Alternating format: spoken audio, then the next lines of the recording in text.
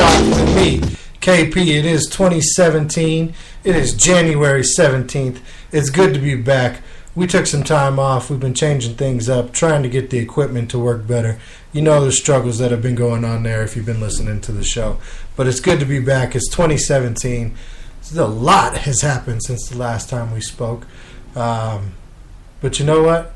Let's just get into what we got going on today. Today we're going to talk about coaching track, the coaching tracker, what's going on in the NFL, coaching vacancies, get everybody up to date on what's going on there. I'm going to share my opinions, of course. We're going to talk about what to do with the Pro Bowl. I put a little poll out there on the social media. We got some results back, and we'll talk about those. And, of course, we're going to talk about the playoffs. They have been remarkable, both the wild card round and the divisional round. They lived up to the bill. They lived up to the billing. They were exactly what we wanted as football fans. Maybe not the exact outcome that we wanted, but it was great football. It was exciting football. Your team, hopefully your team's still in it. As you know, as a Lions fan, my team is not in it anymore. We did not make it out of the wild card round. But we'll get to that. If at any point you guys want to text in, do remember the text line is 720-515-5597. We will try and get to any text we do get on the air. Follow us on Facebook, Real Deal Sports Talk with KP, and of course on Twitter, Real Deal KVP there as well. We have raised $460 on the GoFundMe page for Real Deal Sports Talk as we try and up our game a little bit and get some better equipment. Appreciate each and every one of you who have reached out and donated. Much appreciated. We're doing good. We're going to keep it going. Keep trying to do what we got to do. All right, so this week, I put out on the social media, I put it out there on Facebook, Twitter, various Google Plus platform communities, and I want to know, what can we do with the Pro Bowl? Because here's my take on the Pro Bowl. When I was a kid, right, I can remember being a kid and one of the most exciting games to me, one of the games I looked forward to seeing was the Pro Bowl. Now, I was lucky. I grew up at a time, in my opinion, in the late 80s and throughout the 90s where the Pro Bowl had a lot of Hall of Fame players, had a lot of quality guys. Guys that didn't skip it because they were tired. Guys that didn't skip it because, they had this little injury. The Pro Bowl meant something. It still wasn't a real game. The rules were still not the same rules you saw in every other game throughout the regular season or the playoffs or what have you. And back then it was even after the season, so the guys from the Super Bowl could at least attend or participate if they wanted to, whereas now they can't. But I can remember waiting for that game, wanting to see all my favorite players on the field at the same time, and how exciting that was as a kid. Now, I got just as excited when the pros did their skills competition. I would say upset when they did away with the different skills competitions that they would do in the off season. The quarterback throwing, the fastest man, the strongest man, the agility drills. All those different kind of things that the athletes can do.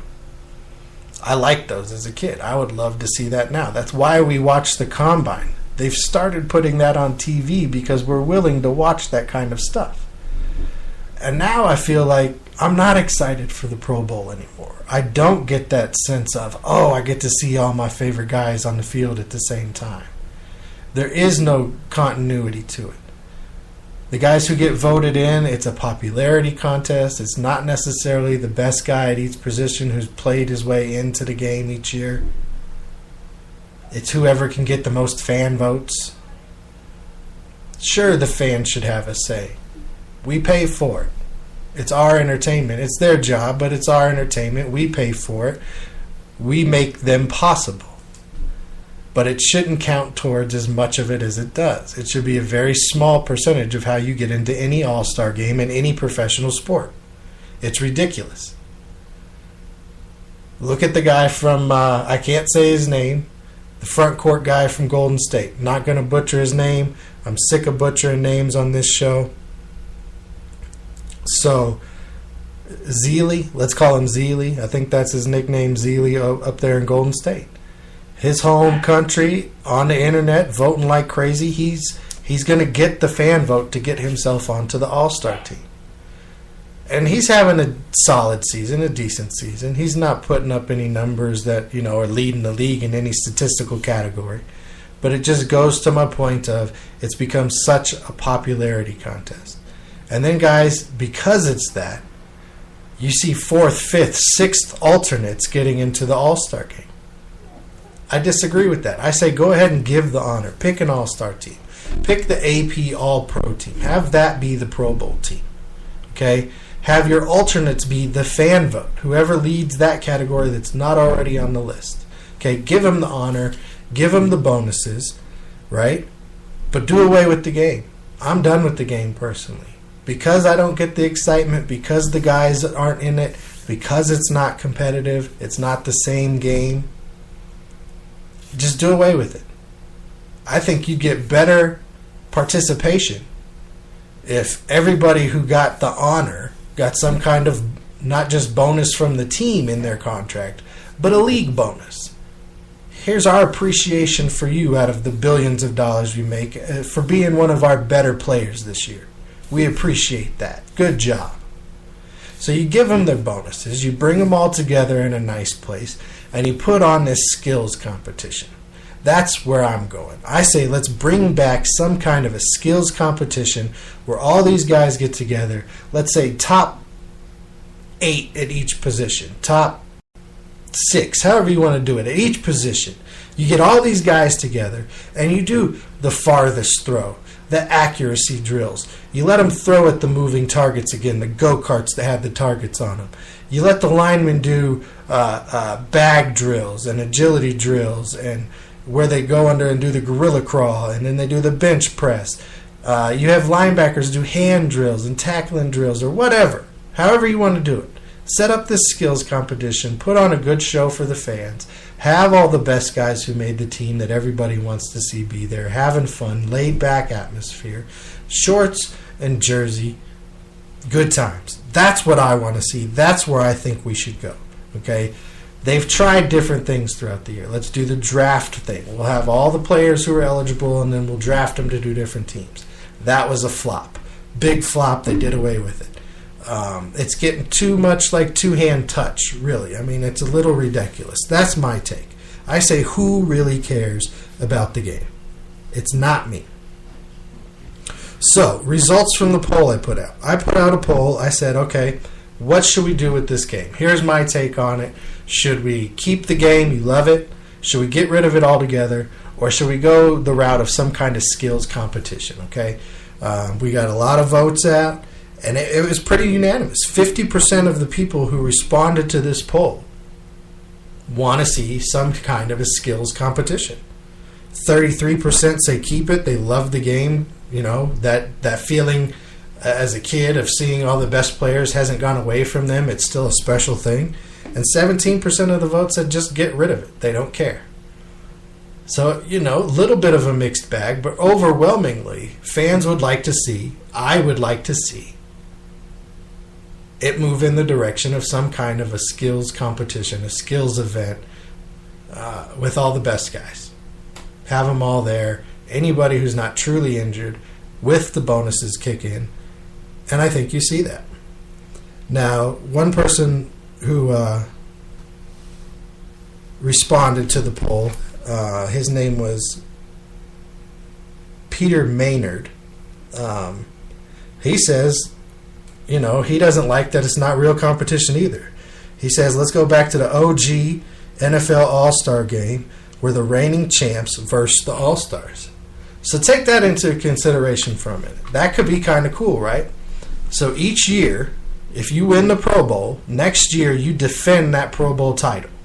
So if it's the NFC, let's say the NFC wins it this year, okay? Everybody on that NFC team will then come back next year and face a team built of all the All-Stars from next season. Whoever wins, they become the team that goes on. I like that. That puts some competitiveness to it. That makes guys want to compete for it if you're going to keep the game format. I like that idea. Very good call, Peter Maynard. Thank you for that suggestion. Thank you for participating in the poll. What do you guys think? How do you feel about the Pro Bowls, the All-Star games, and your various favorite sports? What could be better? What could change? Reach out to us. Let us know. We'll talk about this some more leading up to the Pro Bowl. They do have the skills competition night this week, the Thursday before the Pro Bowl. That is the week after the championship games before the Super Bowl. So I'll check that out. We'll talk about various things, I'm sure, up until that point.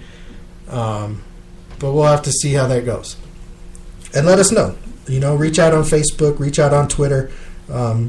Hit us on the text line, 720-515-5597. And let us know how you feel about the Pro Bowl and what you would like to see, or if, we should just leave it how it is. All right, coaching tracker, NFL coaching tracker. Black Monday, Red Monday, whatever kind of Monday you want to call it at the end of the football season. It wasn't as bad as I would have expected, based on some of the rumors that were out there, some of the comings and goings, various reports that like to be leaked. That you really got to sift through and kind of read between the lines on. Had any number of coaches, up to like 12 coaches being released or not coming back, right? So let's just go through it. Here's who didn't come back. Broncos head coach Gary Kubiak, he retired, stating health reasons. So Broncos had an opening. 49ers had an opening. They let go of Chip Kelly. The Chargers fired Mike McCoy. The Bills got rid of Rex Ryan. The Jaguars got rid of Gus Bradley. And the Rams got rid of Jeff Fisher. Okay, so the openings were Rams, Jags, Bills, Chargers, 49ers, Broncos. Am I missing anybody? I don't think I am. And all of those guys, legitimate good head coaches or coordinators at some point in their career, they earned where they were at. They had bad seasons or lost the team or whatever it was. Jeff Fisher, that was a crazy situation. The Rams extend him, then they get rid of him. The Jaguars coach, he's let go and has to fly back on the plane with the team. We all know what happened there with Rex Ryan. He's boisterous, and they just never went anywhere. Mike McCoy, he was the victim of so many injuries, guys. You won't believe. If you go back and look at the Chargers, the last 4 or 5 years, they have to lead the league in injuries. And that's hard to say as a Lions fan because we've had so many injuries in our secondary and to our linebacking core and to our running backs. We've been signing people off the streets for years during the season. But the Chargers, they've been snake bitten. They really have. And Mike McCoy fell victim to that. Chip Kelly, he should have stayed in college. And Gary Kubiak, best wishes. So, moving on. Who's filling these spots, right? What's going on here? We got young guys, mostly young guys. It seems to be a young trend. And a lot of people don't think some of these older guys are going to get hired anymore. And some of them would rather stay in TV, and good for them. In Washington, for instance, they didn't get rid of their head coach, but they have Gus Bradley, that former head coach from the Jags, coming in to possibly be their defensive coordinator. So, some of these guys are getting relooks. San Francisco, it's the last remaining open job. Let's talk about that one first. All reports coming in right now, Adam Schefter, everybody's reporting that they plan on offering their position to Kyle Shanahan. Reports are Kyle Shanahan wanted to have some say on who the GM was going to be. So they still don't have a GM there. In my mind, I'm sorry, you either bring them in together, the head coach and the GM, or you hire the GM first. I don't think you hire the head